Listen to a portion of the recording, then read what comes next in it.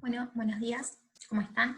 Hoy lo que vamos a ver, el tema que tenemos planificado para esta clase son los efectos jurídicos de los contratos. Ustedes ya vienen de ver qué es un contrato y demás, y ahora vamos a ver cómo se despliega en la esfera jurídica las consecuencias de los contratos en general. ¿Cuáles son los efectos que el nacimiento de este contrato despliega? Lo que les sugiero es que tengan a mano el Código Civil, o en su caso ingresen a la página del INPO y puedan obtener el Código Civil. Así vemos los artículos, los van siguiendo con la lectura. Estoy compartiendo con ustedes la presentación, así que vamos a ir siguiendo las clases. También les sugiero que tengan algo para anotar, con la computadora misma, anoten las dudas que vayan surgiendo. Si en las clases de duda podemos ir despejando, si es que queda alguna duda a lo largo de la clase. Bueno, los efectos jurídicos del contrato son definidos por la doctrina como las relaciones que se producen entre las partes a raíz del mismo. Es decir, las modificaciones que el contrato determinan las posiciones jurídicas de las partes. En nuestro derecho, el contrato crea un vínculo de naturaleza obligacional, conforme establece los artículos 1246 y 1247, que solo produce efecto personal, ¿no? Esta distinción del efecto real. Hay dos principios que vamos a ver, que son el principio de buena fe, que es un principio muy importante, y el principio de relatividad de los contratos. ¿tá? El principio de buena fe abarca, van a ver como lo vamos a explicar, que abarca a diversas etapas de la vida del contrato, y el principio de relatividad de los contratos vamos a ver cómo conjuga con los efectos del mismo. ¿no? El principio de buena fe es un principio que se dice de raigambre constitucional y de jerarquía supralegal. ¿Esto por qué? Porque se encuentra comprendido dentro de la Constitución de la República, y supralegal porque va más allá de la ley. Ustedes van a ver cómo juega este principio a lo largo de la vida contractual, no solo en la etapa después del nacimiento, sino en la etapa precontractual. Es un principio importante. Implica una obligación de actuar bajo un comportamiento determinado, y este comportamiento es un comportamiento honesto, escrupuloso, leal, sincero y fiel a la palabra empeñada, solidario a los intereses de los restantes sujetos con los que entro en una determinada relación o vinculación. ¿ah? O sea, el comportamiento honesto, escrupuloso, leal, debe ser además solidario y se le da un valor a la palabra que se emplea. Como ustedes habrán visto, los contratos no solamente se encuentran escritos, sino que un contrato puede nacer a la vía jurídica por el acuerdo de partes, si no existe una solemnidad especial. Entonces, por eso es muy importante el valor de la palabra en el principio de la buena fe. Gamarra nos distinguía dos especies de buena fe, una subjetiva, que refiere al estado psicológico de la persona, y bueno, puede pasar que por error o ignorancia de determinada situación no se obre de buena fe, pero esta es la buena fe subjetiva, es lo que yo me creo en mi estado psicológico. Es la más difícil de probar a su vez, ¿no? Cuando la buena fe es subjetiva, es muy difícil de probar, justamente porque depende del estado psicológico interior de una persona. Y la buena fe objetiva es la que refiere a una norma de conducta que impone la obligación de comportarse lealmente, manteniendo un estándar de conducta para los contratantes. Esta lo podemos ver en el artículo 1291, inciso segundo, que se los voy a leer, que establece ciertos parámetros por los cuales se pueden medir la buena fe. El artículo 1291, dentro de la sección de los efectos jurídicos de los contratos, dice, en su inciso segundo, todos deben ejecutarse, o sea, todos los contratos deben ejecutarse de buena fe, y por consiguiente obligan, no solo a los que en ellos se expresa, sino a todas las consecuencias que según su naturaleza sean conformes a la equidad, al uso o a la ley. ¿Ah? Esto quiere decir, nos establece un parámetro de conducta que además de la propia naturaleza del contrato y las obligaciones que nacen por la naturaleza específica de ese contrato, crea obligaciones conformes a la equidad, al uso, el uso, la costumbre, o la ley. ¿Ah? Entonces, nos establece un parámetro de conducta más allá de lo que las partes impongan y del tipo de contrato de que estemos hablando. Este principio se manifiesta en dos aspectos, ya sea en la tolerancia o en la actitud activa de los contratantes. La tolerancia de aceptar y respetar que la contraparte cumpla con sus obligaciones. Yo debo tolerar y no impedir que la co-contratante cumpla con las obligaciones determinadas. ¿tá? No debo poner obstáculos para el cumplimiento de la co-contraparte o de la co-contraparte. No, a efectos de que pueda justamente cumplir con estas obligaciones. Y la otra es la actitud activa, que es la colaboración. Colaboración para que el otro cumpla. Ya implica un paso más de la tolerancia, sino que es una actitud activa y proactiva para que la co-contraparte pueda ejecutar el contrato y cumplir con sus obligaciones. Implica un deber de obrar con lealtad, e informar y hacer saber la real situación, incluso en el periodo precontractual. Como les decía, este principio abarca toda la vida del contrato, incluso la etapa precontractual. Y esto implica que si yo voy a vender algo, o la obligación, o el tipo de contrato que esté hablando, debo hablar con sinceridad con la contraparte, con la futura contraparte, y decirle cuál es la situación real, cuál es el estado, por ejemplo, del bien inmueble, de la cosa mueble que yo vaya a vender. Y esto tiene un estándar que es el principio de buena fe. ¿no? Y por esto, bueno, justamente en la etapa precontractual también se crean obligaciones, y unas muy importantes, las de obrar con buena fe. Después tenemos el otro principio, que es el de la relatividad de los contratos, que estos son los efectos internos dentro del contrato.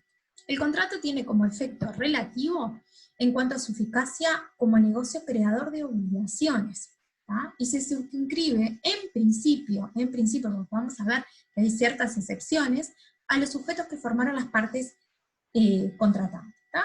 Entonces, en principio el efecto es relativo en cuanto a su eficacia como negocio creador de obligaciones. Relativo porque en principio se va a circunscribir a las partes que lo forman, ¿tá? A las partes de ese negocio. En el ámbito objetivo, el contrato solo se vincula entre acreedor y deudor, y ¿qué crea? Crea derechos personales para una de las partes y obligaciones para la otra, o derechos y obligaciones para ambas, conforme ustedes vieron las clasificaciones de los contratos. ¿tá? En el ámbito subjetivo, el contrato, en primer término, obliga a las partes que lo celebraron, recordándose que nadie puede producir efectos jurídicos en el patrimonio ajeno, ¿tá? salvo que la ley disponga que esto puede hacerse. ¿Cuál es el alcance de estos efectos? Bueno, como veníamos diciendo, primero las partes que intervinieron por sí o debidamente representadas. ¿tá? ¿Se acuerdan? La representación que despliega sus efectos más allá de las partes que formalmente integran el negocio, y después también podría llegar a desplegar efectos a los sucesores a título universal, por ejemplo los herederos, o los sucesores a título singular. ¿tá? Entonces tenemos que primero el alcance de estos efectos jurídicos que crean los negocios, en primer lugar, conforme al principio de relatividad de los contratos relativos, crea efectos entre las partes que lo crearon, o podría llegar a crear efectos a los sucesores a título universal o a los sucesores a título singular. Por ejemplo, a través de distintos negocios como es la cesión de contrato. Hay supuestos que vamos a ver en los que los efectos de los contratos no se transmiten a los sucesores, estas excepciones para que se transmita a sus sucesores o cesionarios. Primero, por una disposición legal. Por ejemplo, el mandato.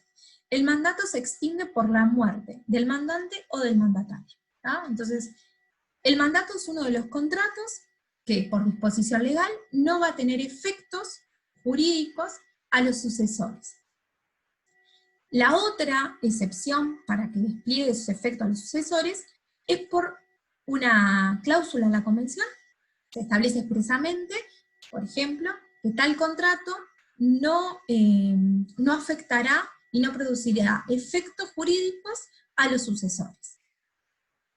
O por la naturaleza del contrato. Cuando vieron los distintos tipos de contrato y la naturaleza de los mismos, ¿se acuerdan que vieron la clasificación intuito-persona? Es decir, aquellos contratos que se crean por la calidad de la persona. Bueno, estos contratos, por la particularidad que tienen, y en virtud de que se crean justamente por la calidad de la persona, no van a desplegar efectos jurídicos a sus sucesores.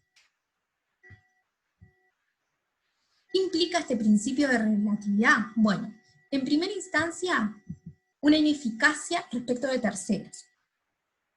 Conforme establece el 1293, que se los voy a leer, los contratos no pueden oponerse a terceros ni invocarse por ellos, sino en los casos de los artículos 1254 a 1256. ¿Tá? Entonces, en primera instancia, los contratos no pueden hacerse ni invocarse por ellos, sino en los casos de los artículos 1254 a 1256 que vamos a ver. El 1254 lo que nos dice es, el contrato que hiciera una persona a nombre de otra, estando facultado por ella por la ley, estamos hablando de representación acá legal o convencional, producirá respecto al representado iguales efectos que si hubiera contratado él mismo. El 1255 nos dice, el contrato celebrado a nombre de otro, por quien no tenga su representación voluntaria o legal, o sea, distinta a la hipótesis que acabamos de ver del 1254, será nulo, a no ser que lo ratifique la persona cuyo nombre se haga. Y el 1256 nos dice, si contratando alguno a nombre propio hubiese estipulado cualquier ventaja en favor de tercera persona, aunque no tenga derecho de representarla, podrá esta tercera persona exigir el cumplimiento de la obligación si la hubiese aceptado y hecholo saber al obligado antes de ser revocada. Como vamos a ver, tanto el 1254 como el 1255 refieren a la representación, al instituto de representación, ya sea legal o convencional. Sin embargo, el 1256 sí nos establece una excepción al principio de relatividad de los contratos, y vamos a ver cómo opera este. Lo que consagra el 1256 es lo que se llama la estipulación para otro. A través de esta estipulación para otro se produce una ampliación de los efectos jurídicos del contrato, ya que genera un derecho en favor de un sujeto que no ha sido parte del mismo. Por eso decimos que es la verdadera excepción al principio de relatividad de los contratos. ¿Ah? Porque como veíamos, el principio de relatividad de los contratos establece el alcance y efectos que tiene el mismo, y en principio se circunscribía a las partes que lo celebraron, y bueno, los sucesores cuando esto es admitido legalmente. Como dice Josserand, la estipulación para otro es bilateral en su formación, pero triangular en sus efectos. ¿Tá? Bilateral en su formación, pero es triangular en sus efectos. Y ahora vamos a ver cuál es el esquema de este contrato de estipulación para otro. En principio tenemos una parte que va a ser el estipulante, que es el que establece una ventaja o beneficio a un tercero. Tercero, ¿por qué? Porque este tercero no va a participar de este contrato, en esta instancia. ¿Tá? El estipulante establece una ventaja, una parte que es el estipulante, es el que establece una ventaja en beneficio de un tercero. Después tenemos la otra parte que va a ser el promitente, bilateral, recuerda, bilateral en su formación, el estipulante y el promitente. El promitente es el cocontratante del estipulante y es quien se obliga a prestar el beneficio. Y el tercero en sus efectos, recuerden, porque no es parte de su formación, es el beneficiario, que es quien va a recibir la ventaja de lo pactado entre ellos. Del contrato entre el estipulante y el promitente, deviene un titular de derecho de crédito u otro beneficio. ¿Cuáles son los elementos constitutivos que debe tener para hacer una estipulación para otro? Bueno, debe estipularse la ventaja a favor de un tercero, porque no es parte de este contrato, y está condicionada a la aceptación posterior por el beneficiario tercero. Solo le alcanza en cuanto constituye una ventaja, no una obligación. Para que sea una estipulación para otro debe crearse, o debe el estipulante establecer una ventaja en beneficio de un tercero, no una obligación, solamente ventaja. Por ejemplo, como se dice, un derecho de crédito u otro tipo de beneficios. ¿Cuáles son las características de la estipulación para otro? Bueno, primero, el derecho a aceptar el beneficio nace automáticamente aun cuando se desconozca la estipulación. Aun cuando este tercero no conozca la estipulación, el derecho a aceptar ese beneficio nace automáticamente. El tercero tiene que estar determinado o ser determinable al momento de la formación del contrato. No puede quedarse indeterminado este tercero. Tiene que ser determinado o determinable. También tiene que crear la ventaja de haber sido pactada voluntariamente por los contratantes. Acuérdense que los contratantes son el estipulante y el promitente. Entonces, la ventaja debe haber sido pactada por estos y acordarse de forma clara y expresamente que desean atribuir al tercero el derecho de exigir una determinada prestación al promitente. El estipulante debe actuar en nombre propio, porque si actuara en nombre del beneficiario, no habría aquí estipulación para otro, sino representación. ¿Qué relaciones crea la estipulación para otro? Bueno, primero, entre promitente y estipulante, que son las partes del contrato, deben soportar los efectos de la convención que ellos mismos crean. Pero pueden dejarla sin efecto hasta el momento en que el beneficiario acepte. Cuando el beneficiario acepta, es decir, este tercero que va a ser el beneficiario, cuando acepta ese beneficio, ya no pueden dejar sin efecto promitente y estipulante el contrato. Por otra parte, el promitente y el beneficiario es aquel que no intervino en el contrato entre el promitente y el estipulante. Antes de la aceptación por el beneficiario, el promitente no está obligado y puede pactar con el estipulante la resolución del contrato. Vieron que el momento clave es la aceptación del beneficiario. Gamarra nos dice que el derecho del beneficiario tiene 3 caracteres. Primero, que es directo. ¿Directo por qué? Porque no pasa antes por el patrimonio del estipulante. Es inmediato. No se requiere la cooperación del tercero beneficiario para su nacimiento. El contrato nace. Y es revocable si el estipulante y el promitente, es decir, las partes que intervinieron en el contrato, ejercitan el poder de revocación antes que el beneficiario manifieste su voluntad. También crea relaciones entre el estipulante y el beneficiario. Entre ellos no hay relación jurídica, no surgen derechos y obligaciones. El tercero actúa solo frente al promitente, solo tiene acción para exigir el cumplimiento de la obligación que el promitente ha contraído a su respecto.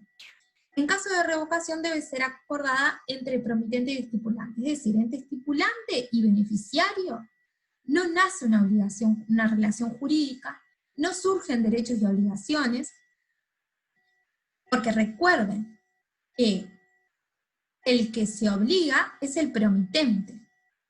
Entonces, el tercero actúa solo frente al promitente, a quien le va a exigir luego, o a quien le puede reclamar el beneficio que pactaron con el estipulante.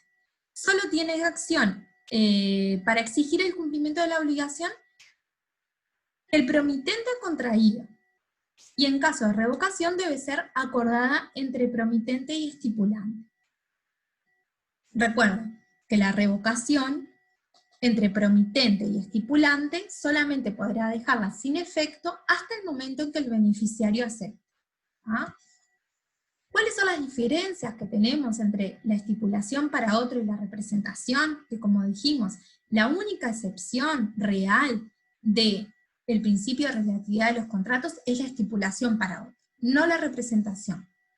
En la representación se trata de un contrato realizado a nombre ajeno. Pero la estipulación para otro se trata de un contrato que se realiza a nombre ajeno, pero a favor ajeno. En la representación, el representado no es un tercero, sino que es parte en el contrato. En la estipulación para otro, el beneficiario, que es tercero, continuará con esa calidad de tercero aunque adquiera el derecho. En la representación, el representado, como se dice acá, no es tercero, sino que es parte del contrato. O sea, la persona que contrata va a ser el representado a través de su representante. Pero en la estipulación para otro, el beneficiario continúa siendo tercero y continuará en tal calidad, aunque adquiera el beneficio, aunque acepte el beneficio, va a seguir siendo tercero. El representante no adquiere derechos ni contrae obligaciones en la representación. El estipulante, sin embargo, queda obligado frente al promitente. Y la representación, la potestad de revocar, es ajena a la representación. En cambio, la estipulación para otro, existe la posibilidad de revocar. Recuerden hasta qué momento que vimos que puede hacerse. Después tenemos otros efectos que son externos del contrato. La existencia del contrato como fenómeno jurídico es oponible a las partes y a los terceros. Por ende, de los contratos se derivan tanto efectos específicos, efectos reflejos o indirectos y acciones directas. Los efectos específicos solo alcanzan a las partes y a sus sucesores, como estuvimos viendo. Luego tenemos efectos reflejos o indirectos que pueden afectar a terceros, dependiendo de la ley, y no de la voluntad de las partes. Esto de acuerdo a lo que establezca la ley. Y hay acciones directas que se producen por la injerencia de un tercero en la relación contractual. Por ejemplo, a efectos de hacer efectivo un crédito, esto puede suceder. Vamos a ver algunos casos de supuestos de efectos reflejos y acciones directas para ver si con los ejemplos queda un poco claro. Los efectos reflejos, y yo les puse acá 2 columnas, y las acciones directas. Por ejemplo, en los supuestos de efectos reflejos, uno de los casos es el arrendamiento inscripto. Cuando la persona que sucede el derecho de propietario, es decir, acaecido un evento de esta naturaleza, es decir, el fallecimiento de un propietario que tenía pactado un arrendamiento, la persona que suceda al propietario está obligada personalmente a cumplir el arrendamiento por el plazo convenido. ¿Está? Para esto es importante que el arrendamiento esté inscripto. También otro caso de supuesto de efecto reflejo es la cesión de bienes. El deudor no puede ser demandado por sus acreedores alcanzando a aquellos que no participaron en el contrato. Y la cesión de crédito litigioso, en la que el deudor no fue parte en el contrato, puede extinguir la deuda pagando el valor que abonó el cesionario. Estos son supuestos de efectos reflejos de los contratos de aquellos que no fueron parte del mismo. Después tenemos que también, a raíz de los contratos, nacen acciones directas. Por ejemplo, en el subarrendamiento, la acción directa del arrendador contra el subarrendatario sobre lo que el subarrendatario le debe al arrendatario. Después tenemos también la acción directa que tienen los arrendamientos de servicio, con quienes se haya contratado, por ejemplo, los albañiles, carpinteros y demás que se contratan bajo este régimen, tienen la acción contratados por un empresario, tienen acción directa contra el propietario hasta el monto de lo que le debe el empresario. Es decir, estos albañiles son contratados por un empresario para hacer una obra determinada. Si el empresario no les paga, bueno, tienen una acción directa contra el propietario hasta lo que éste les debe. Después está la otra figura, distinta a la estipulación para otro. Vamos a ver que no es una excepción a la relatividad de los contratos, como sí la estipulación para otro, que es la figura de portefort. Esta figura es una convención en la que se compromete a obtener la aceptación de un tercero para la celebración de un negocio jurídico. Está en el artículo 1257 de nuestro Código Civil, que lo que dice es: siempre que uno de los contratantes se compromete a que por una tercera persona, de quien no es legítimo representante, ha de darse, hacerse o no hacerse alguna cosa, esta tercera persona no contrae obligación alguna, sino en virtud de su ratificación. Y si ello no ratifica, el otro contratante tendrá acción de daños y perjuicios contra el que hizo la promesa. ¿Está? Acá la diferencia fundamental con la estipulación para otro es que no se crea beneficios para este tercero, sino cargas, es decir, obligaciones. El tercero es libre de aceptar o no la carga, y si no la aceptan, no nacen responsabilidades para él. Intervienen tres sujetos: quien se obliga, que es el promitente, o portefort, a obtener el consentimiento de un tercero, y su contratante, su contraparte, que es el promisario. Esta convención, este contrato da lugar, primero, que si el tercero por quien se prometió ratifica el hecho, desaparece el intermediario y la ratificación tiene efecto retroactivo, es decir, hacia atrás. Si el tercero no ratificara el hecho, el portefort responde de los daños y perjuicios como establece el artículo 1257 del Código Civil. Con la ratificación, el promitente ya cumplió su función de garantizar, y por ende, el tercero pasa a ser el obligado, y en caso de incumplimiento de su parte, el promisario no puede dirigirse contra el promitente en la medida que éste lo único que hace es garantizar la asunción de obligación por este tercero. Una vez que el tercero ratifica, es el obligado, y el promitente cumplió con su obligación, porque a lo único que se obligaba era a garantizar que este tercero iba a aceptar. El portefort no es una excepción a la relatividad de los contratos, como dijimos, porque la persona que queda obligada, si no acepta el pacto por el hecho, porque la persona no queda obligada, perdón, si no acepta el pacto, ¿está? Entonces, no tiene más efectos de las partes que lo aceptan. Es decir, el obligado lo va a hacer en la medida que ratifique la obligación que el promitente ha establecido. Por ejemplo, en el caso de que un dueño de C es dueño de un inmueble, y A se compromete con B en que va a obtener el consentimiento de C, es decir, del dueño, para que le venda su casa. Si quien promete, el promitente, no logra la ratificación del propietario, va a ser responsable por los daños y perjuicios que haya causado. Imagínense que hay una venta de una casa o de un bien mueble, un auto, es muy importante, o tiene un precio muy alto, y, por ejemplo, mi amigo está en el exterior y quiere vender su casa. Yo consigo una persona interesada en la compra de esa casa, entonces me obligo, con esta persona, me obligo a que mi amigo, que vamos a poner que en el caso de C, va a aceptar vender el inmueble. Entonces, yo, que no tengo derecho sobre el bien inmueble, ni tengo representación alguna, me obligo a que C va a aceptar, es decir, el dueño va a aceptar venderle a B, a esta persona que yo conseguí, la casa.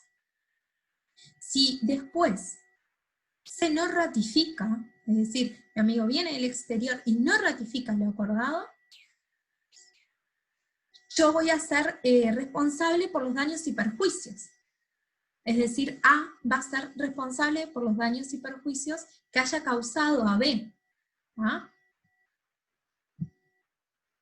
Bueno, espero que les haya quedado claro más o menos cómo operan los efectos jurídicos de los contratos. Igual digo, cualquier duda la podrán formular en la clase de dudas o escribir en EVA. Esto es importante, el esquema de cómo operan los efectos jurídicos del contrato, ustedes los tengan presente, porque esto funciona para todo tipo de contratos. ¿Ah? Bueno, esta es la clase por hoy, y cualquier duda van a poder compartirla en la plataforma. Les sugiero eso, que lo vuelvan a ver en todo caso, anoten si quedan algunas dudas, y los podamos ir viendo. Y bueno, es importante también que si quedan dudas de cualquiera, las escriban en la plataforma, así nosotros podemos compartirlas con los demás, que capaz que hay varias gente que le quedó dudas sobre un mismo. Muchas gracias.